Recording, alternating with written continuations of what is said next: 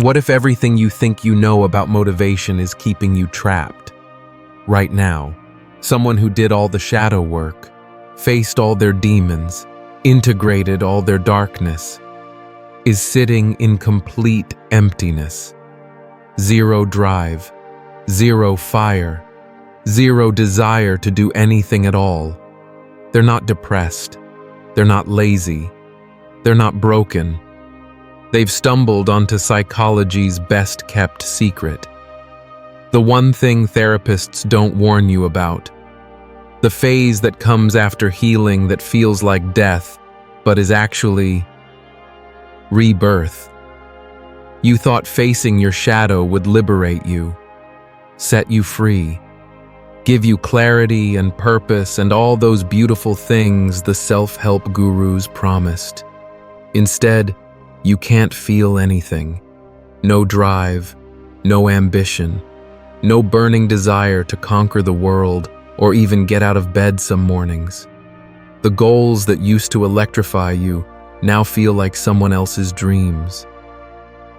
You look at your vision board, your 5-year plan, your carefully mapped out future, and it's like staring at a stranger's life. You're not lazy. You're not broken. You're not even depressed. You've just lost the mask that called itself your motivation. And what's underneath feels like nothing. But what if this nothingness isn't emptiness? What if it's spacious? What if losing your motivation isn't the end of your story, but the beginning of your real one? Nobody warns you about this part.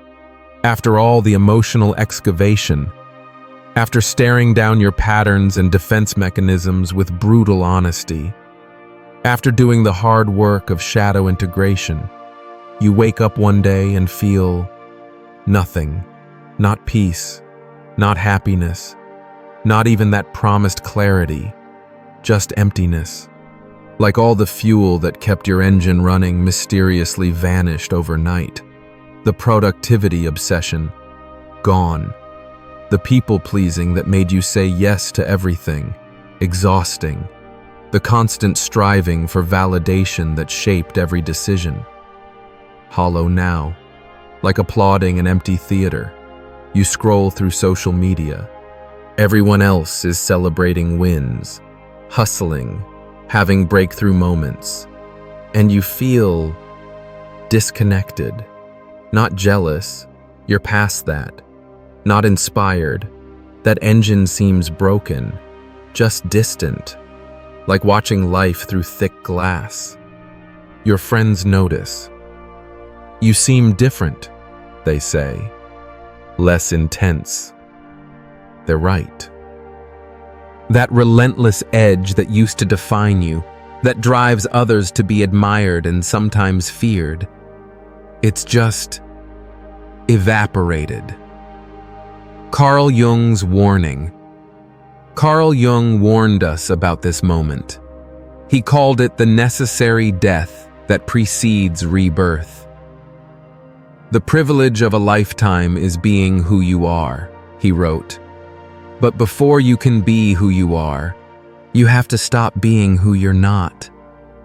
The collapse of the persona, that carefully constructed identity you've worn like armor, doesn't happen with dramatic fanfare. No trumpet blasts, no spiritual epiphanies. It happens in silence, in the stillness after the storm, in that eerie calm where the fire used to burn.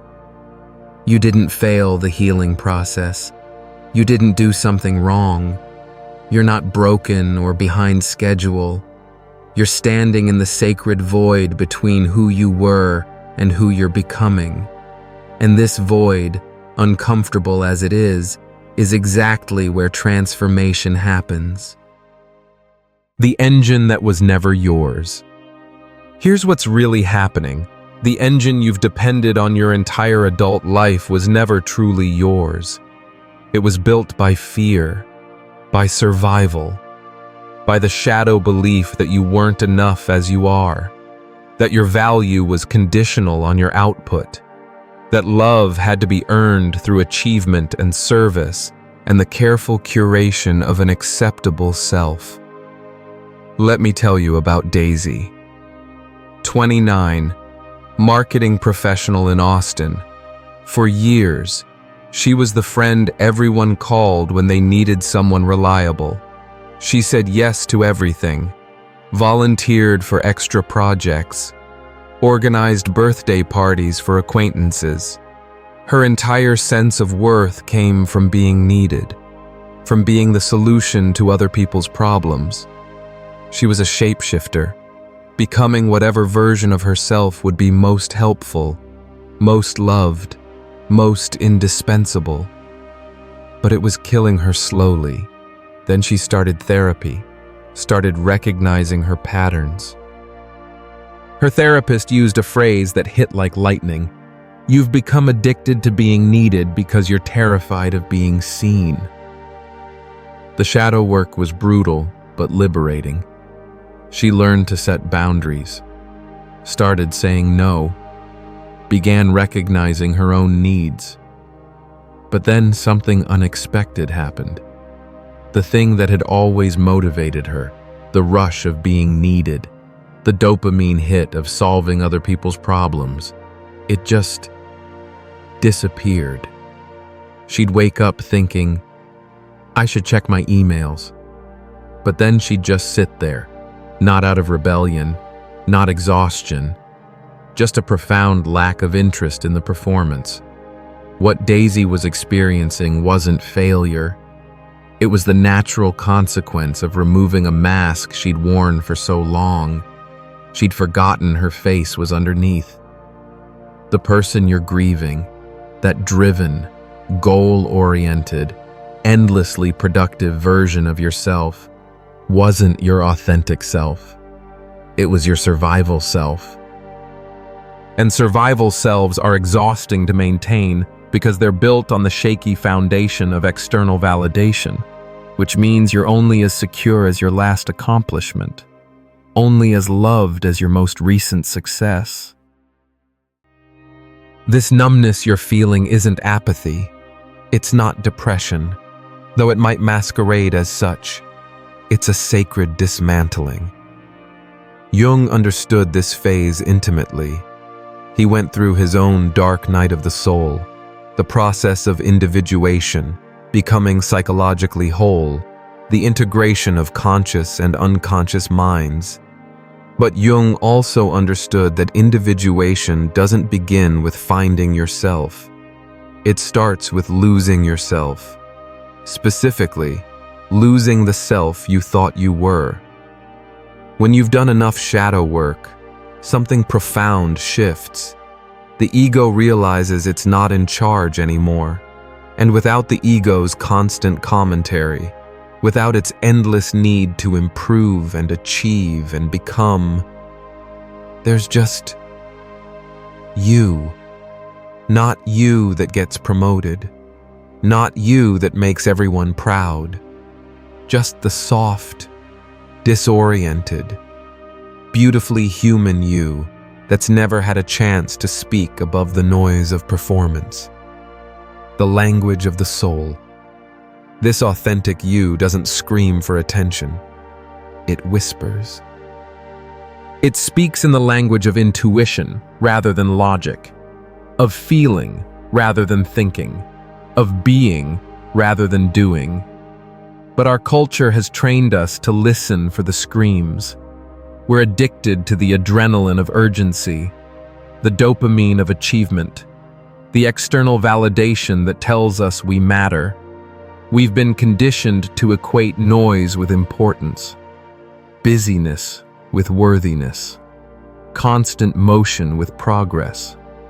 So when the soul finally has space to whisper, when there's finally silence in the internal landscape, we panic. We think something's wrong because we can't hear the familiar roar of ambition. We mistake the quiet for emptiness when it's actually fullness. The fullness of presence, of being, of finally having space to exist without agenda. The winter season. Let me share a Tom West story. 32, software engineer at a prestigious tech company. He had his entire life mapped out. Goals for the next 5 years. Optimization strategies for everything. Tom West was the kind of person who tracked metrics. Steps per day, hours of sleep, books read per month. He had spreadsheets for his spreadsheets. Then his father died unexpectedly. Heart attack at 58. And something in David broke open. The goals that had once excited him felt arbitrary. The metrics he'd used to measure his worth felt hollow. The carefully constructed future he'd been building seemed like someone else's dream. I used to care so much, he told me, about the promotion, about the project deadlines. Now I just don't. I show up. I do good work, but I don't feel driven by it anymore. But Tom West wasn't depressed. He wasn't burned out. He was transforming. Instead of panicking, Tom West got curious. He started paying attention to what remained when the drive disappeared. What was still there when he wasn't trying to improve or achieve or become. He discovered something remarkable, a capacity for presence he'd never known he had. An ability to really listen. An appreciation for simple moments that had previously felt like wasted time. The fire hadn't gone out. It had moved deeper underground, where it could burn through what didn't truly belong to him and illuminate what did. You're not stuck. You're wintering. In nature, winter isn't a failure. It's a different kind of growth. One that happens beneath the surface, in the darkness, where roots deepen and systems regenerate. Trees don't stop growing in winter. They just grow differently, inward instead of outward, deeper instead of higher. Your psyche is doing the same thing. While your ego mourns the loss of its familiar patterns, your unconscious is busy reorganizing, integrating, composting old patterns and preparing for a different kind of spring. What you're feeling is not a lack of purpose. It's a rejection of a false purpose. The shadow work didn't strip you of meaning. It stripped you of illusion. It cleared away the borrowed dreams and inherited ambitions and culturally mandated goals to reveal what was always there underneath. Your actual desires, your authentic values, your real purpose. But authentic purpose doesn't announce itself with fireworks. It doesn't come with a detailed action plan or a 5-year strategy. It emerges slowly, like a shy animal stepping into a clearing. It requires silence to be heard and stillness to be seen. And underneath all those illusions, something tender is awakening. Something that doesn't need external validation to know its worth. Something that doesn't need constant achievement to justify its existence. Something that knows, with a deep cellular knowing, that you are enough exactly as you are. This new motivation, when it comes, and it will come, won't feel like the old fire. It won't be fueled by inadequacy or fear of not being enough, or the desperate need to prove yourself worthy of love. It will be quieter, steadier, rooted in truth rather than performance. You might find yourself drawn to things you'd previously dismissed as impractical, art for art's sake, conversations that serve no networking purpose, activities that feed your soul rather than your resume. You might start valuing depth over breadth, quality over quantity, being over becoming. Your new relationship with motivation will be like the difference between a house fire and a hearth. The house fire burns hot and fast and consumes everything in its path, leaving only ash and destruction. The hearth burns steady and warm and sustains life without destroying it. It provides consistent heat without needing constant feeding. Jung wrote about this transition in his concept of the first and second halves of life. The first half is focused on ego development and external achievement, building a career, establishing identity, proving yourself in the world. The second half is focused on meaning and individuation, integrating the shadow, connecting with the unconscious, discovering your authentic self. But this isn't about chronological age. It's about psychological development. You're making this transition right now, in this very moment of feeling lost and unmotivated and confused. You are in the midst of the most important work a human being can do, becoming yourself. What if this period of apparent stagnation is actually the most productive time of your life? Just not in any way you've been taught to measure productivity. You haven't lost your fire. It's just moved deeper underground, where it can burn through what doesn't belong and illuminate what does.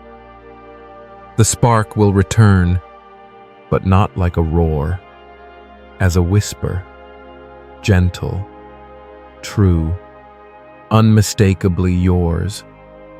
When it does come back, you'll recognize it immediately, because it won't be asking you to prove anything. It won't be demanding that you optimize or improve or become someone other than who you are. It will simply remind you that the real you was never missing, just waiting for the noise to quiet down, waiting for the performance to end, waiting for silence to feel safe enough to come home. This new motivation will be sustainable rather than frantic, nourishing rather than depleting, aligned with your actual values rather than borrowed from a culture that profits from your insecurity. You might find yourself saying no to opportunities that would have excited the old you, but feel wrong to the new you. You might start making choices based on how they feel in your body rather than how they look on paper. You might discover that rest is not the enemy of productivity, but its foundation. Those boundaries are not selfish but sacred, that your sensitivity is not weakness but wisdom. What would you do if you didn't have to prove your worth through doing? What would you choose if approval wasn't a factor? What would you create if you weren't trying to impress anyone? The answers might surprise you. They might be smaller than you expected, more ordinary, more human, but more meaningful to you. And that's exactly right. You're not here to be superhuman. You're not here to optimize yourself into some perfected version that never makes mistakes or feels lost or questions their path. You're here to be authentically human, messy and beautiful and imperfect and real and gloriously, courageously yourself. This process is never linear. It's a spiral, a deepening, a continuous becoming. You'll cycle through periods of clarity and confusion, motivation and emptiness, expansion and contraction. And that's not failure. That's the natural rhythm of growth. Right now, in this moment of feeling unmotivated and lost and confused, you are in the very heart of this process. You are doing the most important work a human being can do, becoming yourself.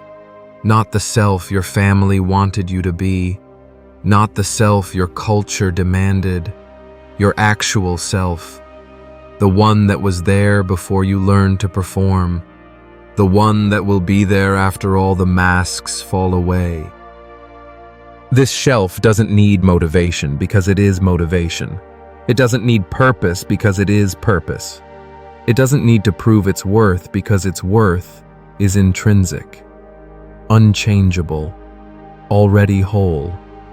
Trust this process. Trust this emptiness.